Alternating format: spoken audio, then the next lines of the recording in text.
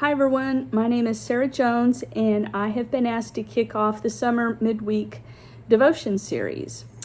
We were asked to pick a Bible verse and to base our devotion on, and I chose Romans 12:2. Do not be conformed to this world, but be transformed by the renewing of your mind, that you may prove what is good and acceptable and perfect will of God. I've always been attracted to the idea of renewing my faith and my mind throughout my life. I certainly have matured in my faith and had several journeys along the way that have caused some shifts in my thinking, but I've always felt the core of my faith to remain strong in the same belief system that I have of my trust in God, and that what I've been taught as a Lutheran continues to hold true for me. My spirituality and my strength in my faith has remained steadfast. So where is the transformation come from? Well, we were requested with these devotions to offer some suggestions of what to speak about. One was Christian role models, who were definitely influential in developing my servanthood mindset and as it's evolved through over the years of my life. So, I did offer to do this video or a video for the church many months ago, so the servant mindset does definitely seem to run strong within me.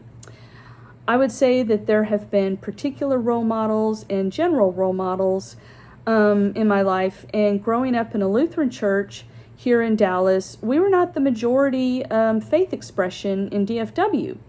Almost everyone in the church that I grew up in, Walnut Hill Lutheran Church, where I was baptized and confirmed, were transplants from the Midwest. But the servant mindset came with them in spades. Almost everyone that I can recall from younger days volunteered to do jobs at the church. They taught Sunday school. They participated in so many activities. It was purely through observing that parents taught Sunday school and volunteered with youth groups. There were women's circles, there were men's breakfasts, the whole dynamic that we still see today.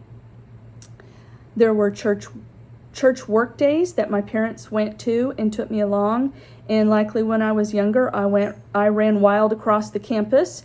When I was a bit older, I was put to task cleaning out cupboards in the Sunday school rooms. Definitely the youth group always got the job of cleaning out the church kitchen. Boy, that went on for several years. I don't know what it is with the youth group should clean out the kitchen, but that was a big one. But one of the ways that I was most impacted by people who took the servanthood to heart were church members that volunteered to lead the choirs. I have been a choir singer since the 2nd grade. We had an unbelievably talented high school youth choir, and many Sunday nights were spent practicing at the church. Another thing that made a big impression to me for the amount of people and the servanthood work that went into it was the Lenten midweek services. These always included a soup supper, and no, this was not soup and sandwich, this was soup only. And when I was young, and it was homemade soups at that, and when I was young, I was too young to appreciate homemade soups, and I did a lot of wishing for some good old Campbell's, which never appeared, by the way.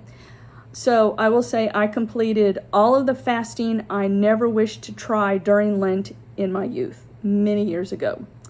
So possibly the most important way that I was impacted by servanthood was my parents. My mother served for years on the Altar Guild. In the 70s, Altar Guild would put on the wedding receptions at the church, and in Dallas in those days, these were coffee and cake affairs only.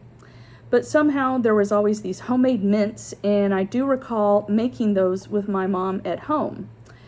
Another thing I know my mother always did as a member of the Altar Guild was washing the altar linens by hand, a lot. And if there was lint in the hems, she would literally take the hems out and fix them, stitch them up, and put them back together. She also did a lot of embroidering crosses on baptismal napkins. My family moved to a different church closer to home, St. Paul Lutheran. I was quite a bit older. I had a younger sister who went to church there.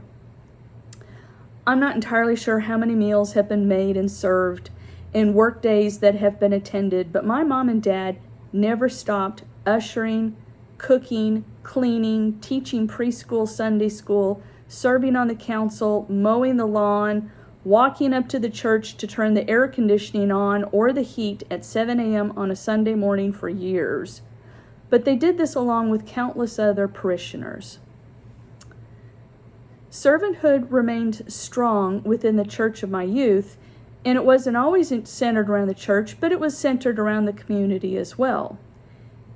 And I would like to say that I continue to strive to be renewed and affirmed in my faith, and I look forward to many more years of singing in the choir and putting my skills to work on the servanthood path, whether they're at church or other volunteer